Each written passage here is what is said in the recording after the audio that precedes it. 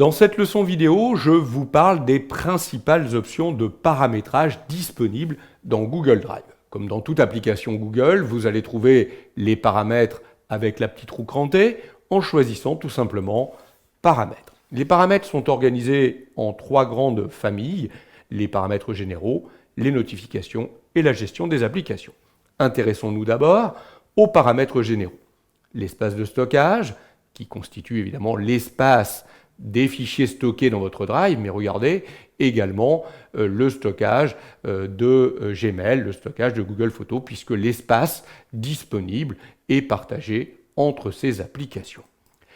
Donc là, on voit qu'on a encore beaucoup de place sur un espace de 2 Teraoctets ici, avec la licence Workspace Business Standard.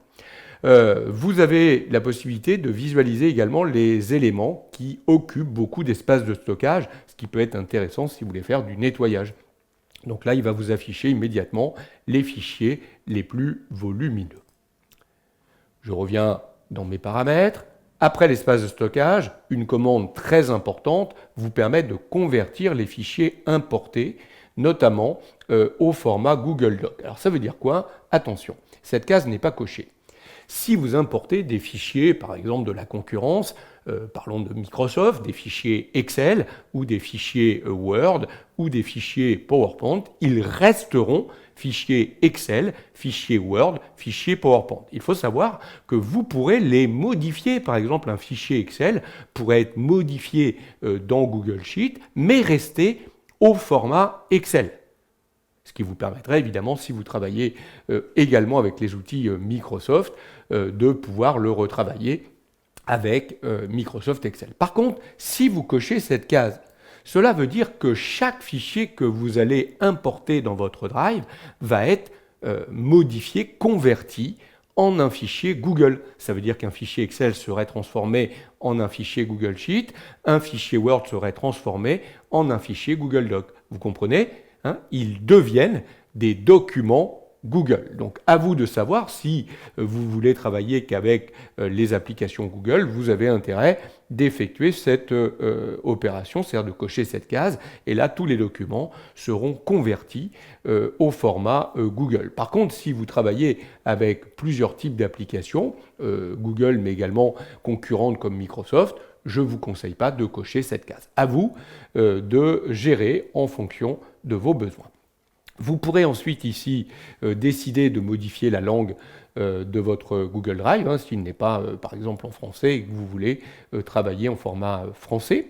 Vous allez pouvoir utiliser le mode hors connexion. Voilà une autre commande très importante. Regardez, créer, ouvrir et modifier vos fichiers. Alors attention, pas n'importe quel fichier, bien évidemment. Vos fichiers Google Doc, Google Sheet, Google Slides récents sur cet appareil tout en étant hors connexion. Alors, vous voyez, c'est très très important. Donc si vous cochez cette case, cela va vous permettre de travailler vos documents Google Sheet, vos documents Google Doc ou vos documents Google Slides. Alors on verra lesquels et comment le faire en hors connexion si vous n'avez plus d'accès Internet. Attention, on vous signale qu'il ne faut surtout pas faire ça si on est sur un ordinateur public ou partagé. Vous le comprenez bien, si ce n'est pas votre ordinateur à vous. Par contre, si vous cochez cette case, je vous montrerai plus tard dans Google Sheet ou comment dans Google Doc, on peut rendre un document disponible hors connexion. La densité d'affichage, normale, moyenne, compacte, donc comment vous affichez vos documents, et puis ces fameuses suggestions qui sont proposées par Drive. Est-ce que vous les affichez ou pas? Si ça vous ennuie, vous les retirez, tout simplement. Vous pouvez décider de les faire apparaître également quand vous serez avec l'élément partagé avec moi ou pas. Et vous pourriez indiquer que quand vous ouvrez Google Drive, vous êtes placé directement dans le dossier ici prioritaire plutôt que dans Mon Drive, simplement en cochant cette case. Donc voilà pour les paramètres généraux. Donc faites un petit tour évidemment là-dedans et réglez ces paramètres comme bon vous semble. Les autres paramètres, les notifications. Donc est-ce que je suis notifié soit directement dans mon navigateur, soit par mail.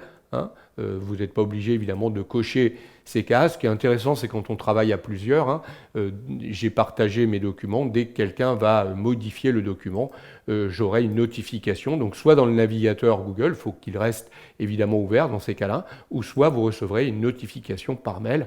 Donc ça veut dire qu'on génère du trafic email, à vous de savoir si vous voulez gérer ces notifications.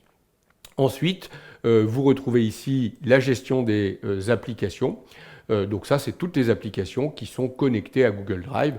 Il est possible d'intégrer d'autres applications que des applications Google, hein, si on le souhaite, dans notre Google Drive. Voilà pour les paramètres d'application Google Drive, les paramètres, les options de paramètres les plus importantes.